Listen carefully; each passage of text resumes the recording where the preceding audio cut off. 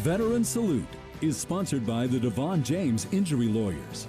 Welcome back. A Marine living in Augusta did not see combat during Vietnam. He instead supported combat troops, making sure they had things like power in the field, fresh food in the mess halls, air conditioning, and warm water for showers. Jason Lamb has this week's Veteran Salute.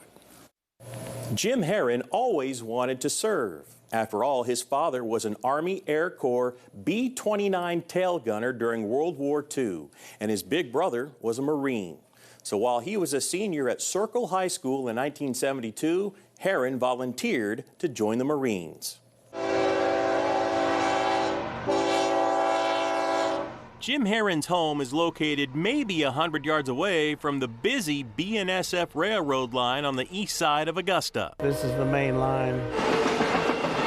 Trains are constantly passing by as Herron recalls his days as an active Marine, beginning in 1972.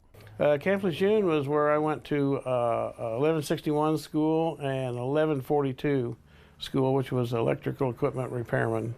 I worked on refrigeration units and generators and converters for radar units and stuff like that.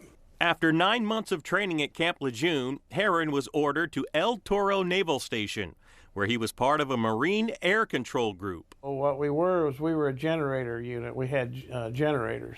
The other units in the base, they kind of like if they're going to go out and run a field problem, which is an exercise to act like you're, in a real combat situation, they will not rent them, but anyhow, they'll take, okay, we need, this much power.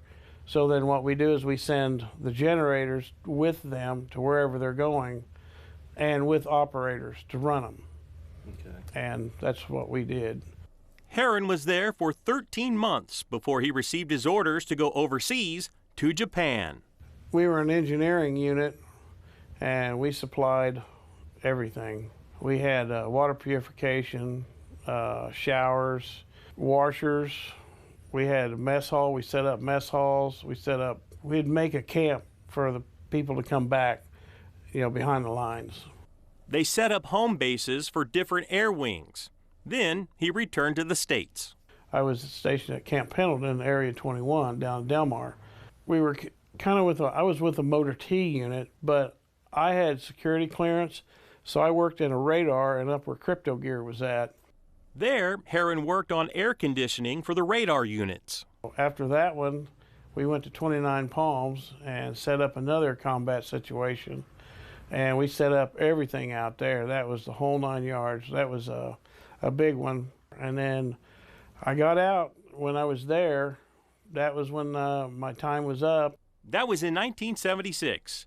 Herron joined the Marine Corps Reserves in Austin, Texas for a year, then was in the inactive reserves for another year before deciding to move on from the Marines. Everybody has a job. You do your job, and regardless if you're in combat or not, everybody has that job, and that job supports people even if they are over in a combat situation or not. Herron's youngest son, Ryan, is also a Marine. Jim's memories of his days in the service come and go about as often as those trains roll by each day. I remember the camaraderie. We were always together. You depended on the person that, was your bunkie, and you depended on the people that you were always around. They were they were your family, so to speak, and I hate to say it, but that's true. Herron currently delivers parts for Napa Auto Parts there in Augusta. His life after the service revolved around servicing everything from restaurant equipment to refrigeration to cars.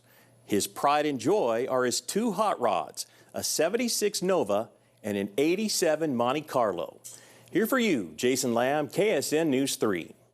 The Devon James Injury Lawyers here with our Veteran of the Week, and that's Corporal Jim Herron, who served our country in the United States Marine Corps during the Vietnam era. On behalf of all of Kansas, thank you so much for your service. Thank you very much. Appreciate it. Veteran Salute is sponsored by the Devon James Injury Lawyers.